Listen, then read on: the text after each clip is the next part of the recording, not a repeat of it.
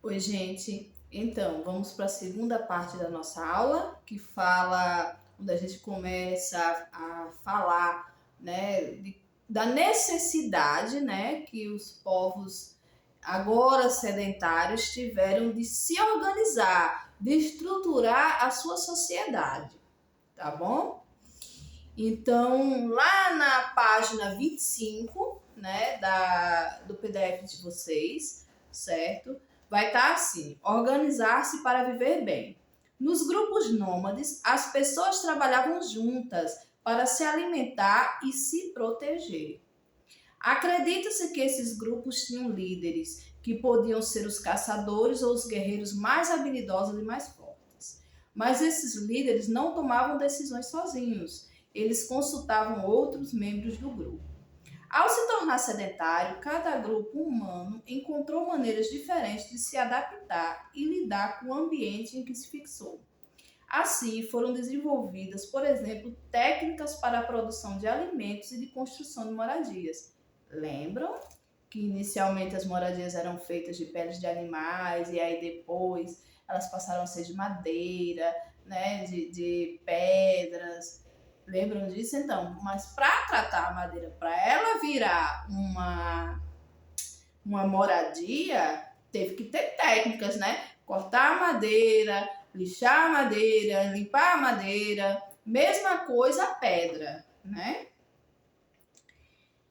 A relação estabelecida por esses povos com o espaço em que passaram a viver também provocou mudanças em seus saberes e fazeres passados de geração para geração, ou seja, em sua cultura.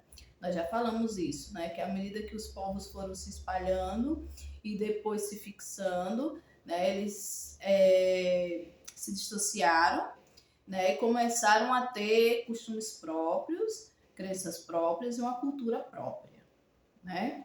Com a sedentarização, ou seja, com a fixação, né, passando a morar em casas, né, a não mais estar andando, né, de um lugar para o outro, o número de pessoas começou a crescer, foram desenvolvidas novas formas de tomar decisões e criadas tarefas para o funcionamento das comunidades. As primeiras aldeias eram formadas por um pequeno número de pessoas, geralmente membros de uma mesma família que viviam e trabalhavam juntos. Ao longo do tempo, as aldeias cresceram e deram origem às primeiras cidades. Esse processo levou milhares de anos, entre 10.000 a.C. e 5.000 a.C. Já existiam cidades em diversas regiões do planeta. Hoje, nossas sociedades são formadas por um grande número de pessoas. O Brasil, por exemplo, conta com pouco mais de 211 milhões de pessoas, segundo a estimativa do Instituto Brasileiro de Geografia e Estatística para 2020. Estima-se que no passado, quando ainda predominava o nomadismo, ou seja, quando ainda não se tinha residência fixa, né, e se mudavam sempre, os grupos humanos eram mais formados por apenas algumas dezenas de pessoas. Agora, na página 26 aí do PDF de vocês, que é parte do livro de história de vocês, né, a gente vê a sociedade e a organização do trabalho. Uma das principais consequências do crescimento das sociedades foi a especialização do trabalho. Até então, os grupos humanos realizavam todas as tarefas necessárias para a sobrevivência. Porém, como mais pessoas passaram a viver nas cidades, tornou-se necessário organizar as tarefas de outra forma. Passou a ser mais gente, né? Quando eram as aldeias, né?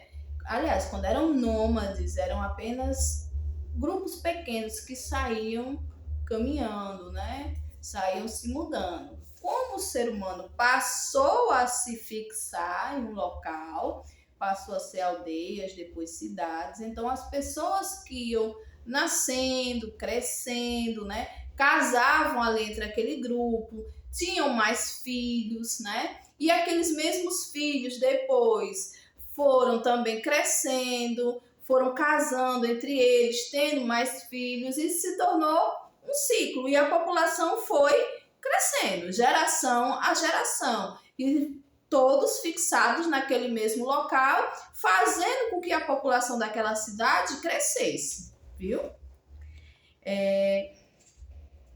Algumas pessoas passaram a se dedicar à fabricação de utensílios, enquanto outras praticavam o comércio e exerciam outras tarefas. Ao longo do tempo, as pessoas começaram a se diferenciar entre as que eram consideradas mais importantes e aquelas que eram consideradas menos importantes, por diversas razões, como pelo tipo de trabalho que desempenhavam. Dessa maneira, ao longo do tempo, cada povo desenvolveu sua própria forma de organização social. Na região chamada Mesopotâmia, por exemplo, surgiram cidades independentes, isto é, que não dependiam uma das outras nem de um governo externo.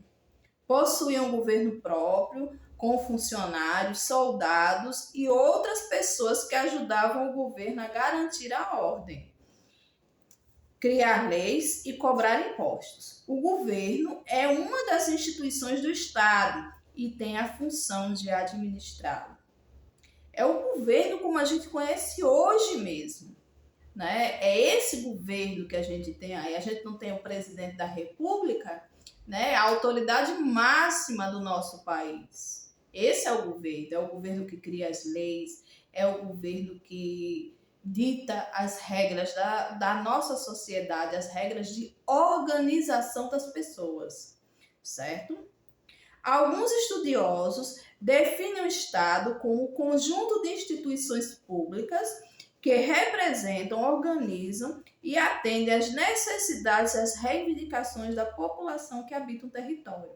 Olha só, nós temos dois conceitos de Estado, certo? Tem esse conceito mais amplo, que foi o que o livro de vocês trouxe, e que é o que a gente fala todo o tempo, né? Quando a gente está falando do governo em si, né? De quem está criando as leis, de quem está determinando as regras, né? De organização das pessoas, as regras de vivência das pessoas, né? Quem toma as decisões, né, para administrar a sociedade, se a gente está falando desse conceito amplo de Estado. Então, a gente sempre fala o Estado brasileiro, né, porque é o Estado onde vive o povo brasileiro, que tem o território do Brasil como sendo o seu território de administração. E existe um conceitozinho menor, né, mais que a gente chama de restrito, de Estado, né? Quando a gente pegou lá o Brasil e dividiu em regiões e passou a se chamar o Estado do Rio Grande do Norte, Estado da Paraíba, Estado do Rio Grande do Sul, né? Estado do Rio de Janeiro, Estado de São Paulo. Lembrando, esse aí é o conceito estrito de Estado, certo? É um pedaço do território brasileiro, do Estado brasileiro. E aqui no Brasil não são autônomos, certo? Todos os 27 estados, eles obedecem regras gerais ditadas pela União, certo? Que é o ente federativo que representa a nível nacional o Estado brasileiro, tá certo? Não confundir muito a cabecinha de vocês, mas é importante que vocês entendam que quando a gente fala o Estado decidiu, não é o Estado do Rio Grande do Norte, mas é o Estado brasileiro, que no dia de hoje, né, o seu representante máximo é o presidente Luiz Inácio Lula da Silva, certo? Mas que a cada 4 anos a gente tem eleição para mudar o nosso representante, né? Então, a gente finaliza essa partezinha aqui e vai para um segundo vídeo, porque esse já está ficando grande, né?